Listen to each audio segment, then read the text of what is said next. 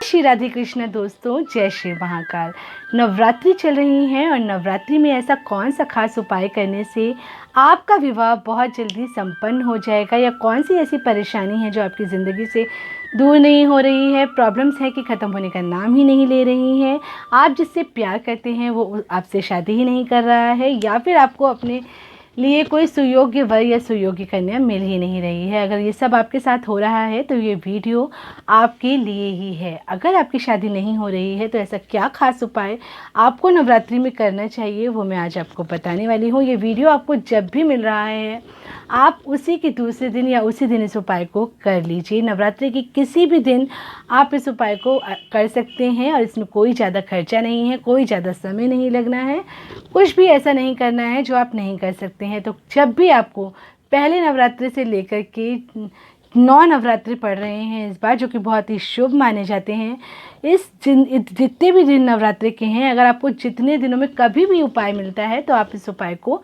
कर लीजिए। इसमें कोई भी इफ एंड बट की बात नहीं है। तो क्या करना है आपको वो बताती हूँ मैं, लेकिन उससे पहले मैं आपको अपना इंट्रोडक्शन दे देती हूँ। मैं हूँ एस्ट्रोलॉजर मीनाक्षी, वैदिक एस्ट्रोलॉजर हूँ मैं, न्यूमरोलॉजिस्ट हूँ, वास्तु कंसल्टेंट हूँ और जेमेटोलॉजिस्ट भी हूँ मैं। अगर आप मुझसे कुछ भी जानना चाहते हैं तो मेरा मेल आईडी और मेरा कॉन्टैक्ट नंबर डिस्क्रिप्शन बॉक्स में दिया हुआ है, आप मुझसे कांटेक्ट कर सकते हैं, मुझसे बात कर सकते हैं। आपकी परेशानियों का सॉल्यूशन ज़रूर मिलेगा आपको। अगर बहुत समय से बहुत कुछ कर चुके हैं तो एक बार अपनी कुंडली चेक करवाएं और कुंडली के हिसाब से उपाय करेंगे तो आपको बहुत अच्छा रिजल्ट मिलेगा। ये मैं अपने लिए नहीं कह रही कि आप मुझसे दिखाइए, आप किसी को भी दिखाइए, जिस पे भी आपको ट्रस्ट हो उसको दिखाइए, तो आपको पता चलेगा कि प्रॉब्लम्स कहाँ पर आ रही हैं। और अगर आप मुझसे दिखवाना चाहते हैं तो मुझसे भी दिखा सकते हैं। चलिए तो आगे बताती हूँ आपको क्या करना है। आपको लेना है एक काला धागा। काला धागा लेना है आपको, जिसकी शादी नहीं हो रही है या जिसके ऊपर भी कोई परेशानी आ रही है, कोई भी प्रॉब्लम के लिए ये उपाय आप कर सकते हैं। पर क्योंकि मैं खासकर शादी के लिए बताती हूँ तो मैं आपको शादी के लिए ये उपाय बता रही हूँ। काला धागा ले लीजिए और जिसकी भी शादी होनी है उसकी लंबाई के हिसाब से उतना लंबा काला धागा ले लीजिए। अगर माता पिता इस उपाय को कर रहे हैं तो उन्हें अपने बच्चों की हाइट अगर पता है तो उस हिसाब से नाप लें धागा और उस हिसाब से ले लें। और फिर लेना है एक नारियल, एक नारियल ले लीजिए और एक मिट्टी, जिसमें कि हम जौ बोते हैं, अक्सर मिट्टी के नवरात्रि में मिल जाते हैं बर्तन जिसमें कि मिट्टी डाल के जौ बोलते हैं। मिट्टी का एक बर्तन ले आइए घर पर, नवरात्रों में बहुत आसानी से आपको मिल जाएगा। और उसको ले कर के उसमें ऐसा बर्तन लाइए जिसमें कि आप उस नारियल को रख सकें। पहले तो जो काला धागा लिया है उसको लंबाई के हिसाब से नाप लीजिए और फिर उस काले धागे को उस नारियल के ऊपर बांध लीजिए। सूखा नारियल का गोला ले आइए और उस पर काला धागा बांध दीजिए। उस पर काला धागा बांधने के बाद आपको उस मिट्टी के बर्तन में उस नारियल को रख देना है। उसको रखने के बाद आपको उस जो मिट्टी का आपने बर्तन लिया था उसमें नारियल रखने से पहले आपको थोड़ा चावल रखना है। सॉरी, मैं भूल गई बताना आपको। थोड़े से चावल उस मिट्टी के बर्तन में रख दीजिए। उसके बाद वो जो नारियल पे आपने काला धागा लपेटा था उस नारियल को उस चावल के ऊपर रख दीजिए, उस बर्तन में ही रख दीजिए। फिर एक सुपारी ले लीजिए और उस सुपारी को भी उस बर्तन में ही रख दीजिए, नारियल के बगल में।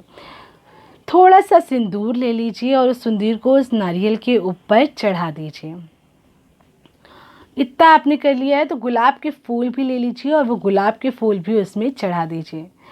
फिर आपको शाम के समय तेल का दिया वहीं पर जलाना है जहाँ पर आपने ये नारियल रखा है, जो बर्तन मिट्टी का बनाया है, वहीं पर आपको तेल का एक दिया जलाना है।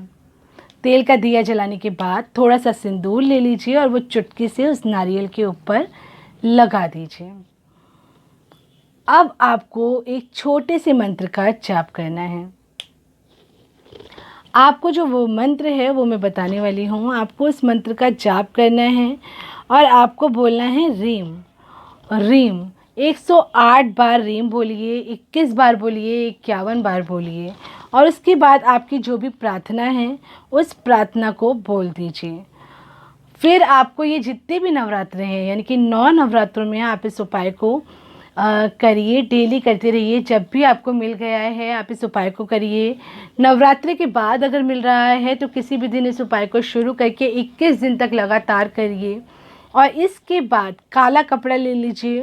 21 दिन जब पूरे हो जाएं या जब पूरे नवरात्रि आपके पूरे हो जाएं तो लास्ट डे इसको काले कपड़े में बांध लीजिए और इसको किसी बहते 7 बार से अपने ऊपर से उतार लीजिए, या जिसकी भी शादी नहीं हो रही है उसके ऊपर से उतार दीजिए।